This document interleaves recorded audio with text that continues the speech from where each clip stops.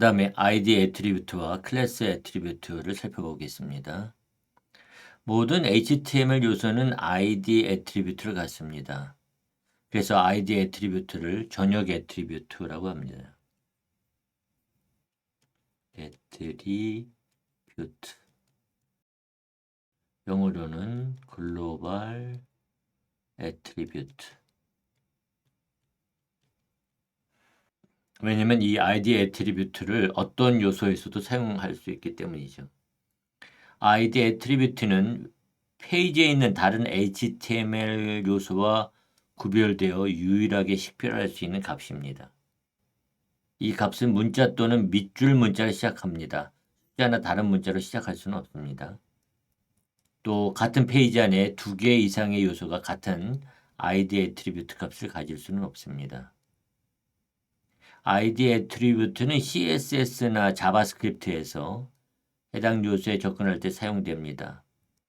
그래서 웹 개발자와 웹 디자이너가 많이 사용하는 그런 애트리뷰트죠. 클래스 애트리뷰트도 ID 애트리뷰트하고 유사합니다. 그리고 마찬가지로 전역 애트리뷰트입니다. 그러나 ID 애트리뷰트하고 달리 하나의 요소만 식별하지는 않습니다. 때로는 여러 요소의 묶음을 다른 요소들과 구별해야 될 때가 있습니다. 그래서 클래스 단어 그대로 같은 부류나 등급을 갖는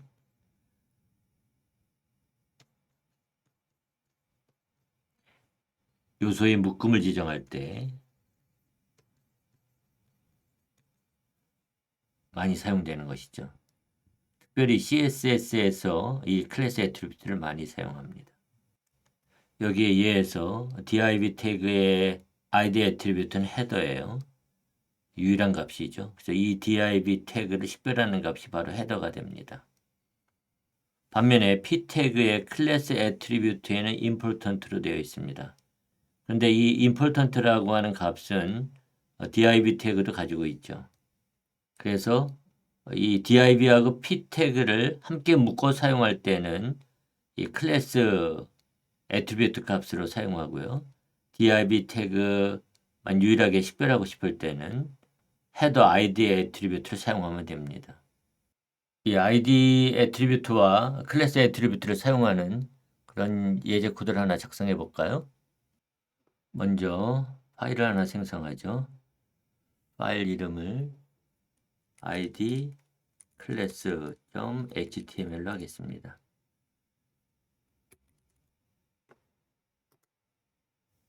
코드를 작성하는데 시간이 많이 걸려서 제가 미리 코드를 작성해 놨습니다. 여기에 div 태그가 2개가 있죠.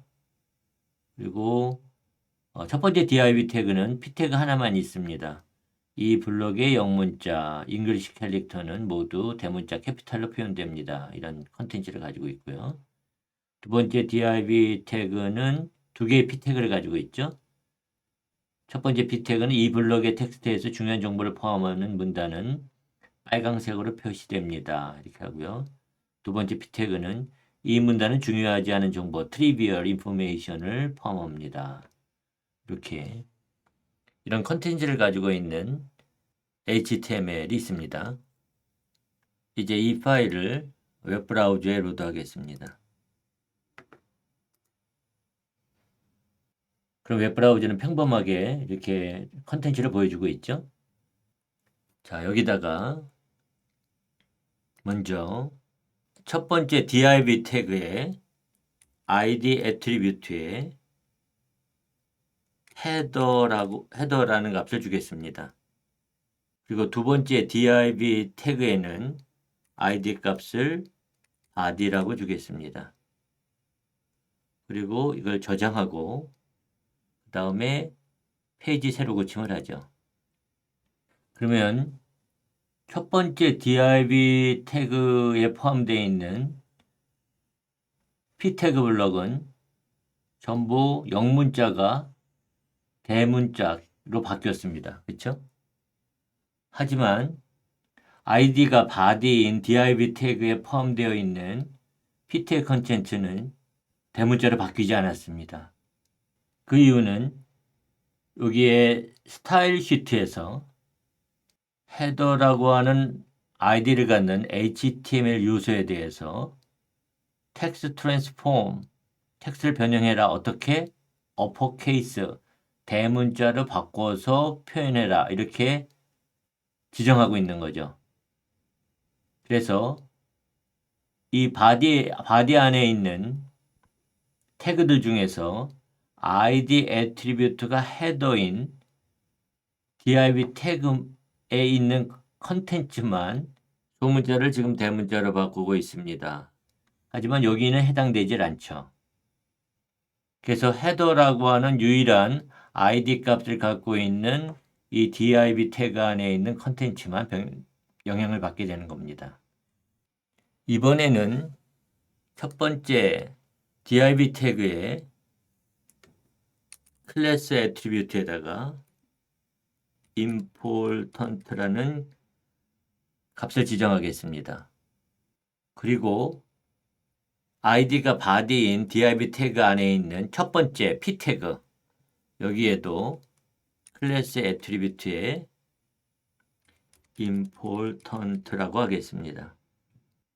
그리고 저장을 하고 다시 페이지 세로 고침을 하면 첫 번째 div 태그의 컨텐츠와 두 번째 div 태그 중에서 첫 번째 p 태그 컨텐츠가 빨간색으로 표시되고 있죠.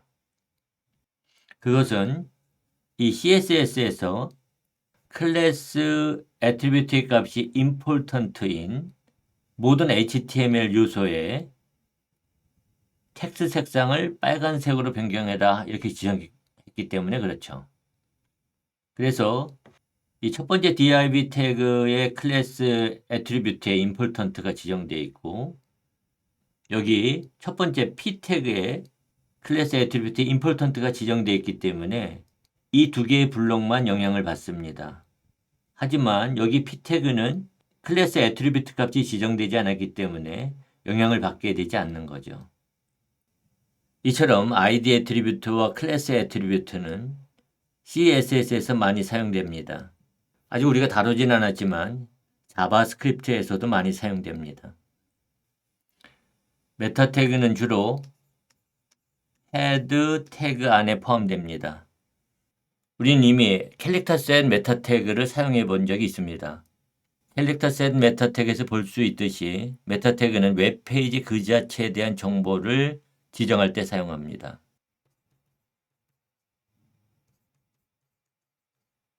네임 애트리뷰트에는 디스크립션 키워드와 같은 정보명을 지정하고 그 정보에 해당되는 정보 내용을 컨텐츠 애트리뷰트에다 지정합니다. 디스크립션은 이 HTML 문서에 대한 자세한 설명을 해준 텍스트를 말하고요.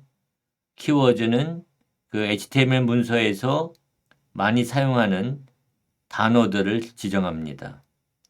그리고 http-equiv 애트리뷰트에는 author와 expires와 같은 정보명을 지정하고 마찬가지로 컨텐츠에는 해당하는 정보에 대한 내용을 지정합니다. 그래서 author인 경우 저자명, expires 같은 경우에는 언제 이 문서를 더 이상 사용할 수 없게 될지 그 날짜를 지정하게 됩니다.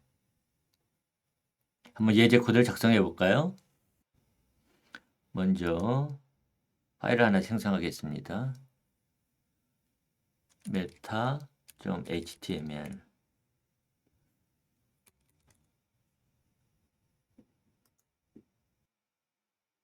메타 태그는 헤드 태그 안에 오죠.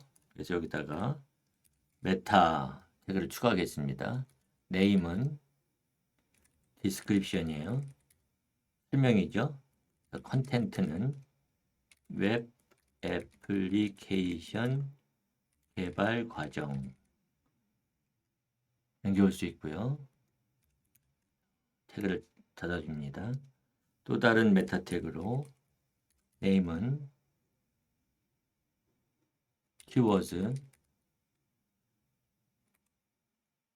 해주고 컨텐트는 HTML, CSS, 자바스크립트 이렇게 키워드를 지정할 수 있죠. 또 메타 태그를 닫아주고요. 이번에 다른 메타 태그로 이번에는 http equiv 해서 여기에는 author를 지정하겠습니다. 컨텐츠에 저자가 전병선이죠. 여기서는요. 그 다음에 다른 또 메타 태그로 http equiv 위에서 expires 컨텐츠는 얘는 프라이데이 04 APR 2022년 23시 59분 59초 GMT 이렇게 지정할 수 있죠. 날짜와 시간을. 이와 같이 웹페이지에 대한 메타 정보를 웹브라우저에게 제공해 줄 수 있습니다. 이 페이지를 웹브라우저에 로드한다고 해서 아무것도 보이지 않죠. 다만 이 메타 정보를 웹브라우저에게 알려주는 것 뿐입니다. 그래서 여기다가 웹페이지를 좀 보여주기 위해서 h3 태그 하나를 추가해서 메타 태그는 웹페이지 문서의 정보를 제공합니다. 이런 식으로 더 작성할까요? 저장하고 원래 상태로 환원하죠. 다음에 이 메타 HTML을 웹브라우저에 로드하겠습니다. 아무 정보도 없죠. 다만 이 메타 정보는 웹브라우저가 이렇게 활용을 하겠죠. 컨테이너 태그 모듈은 여기서 마치겠습니다.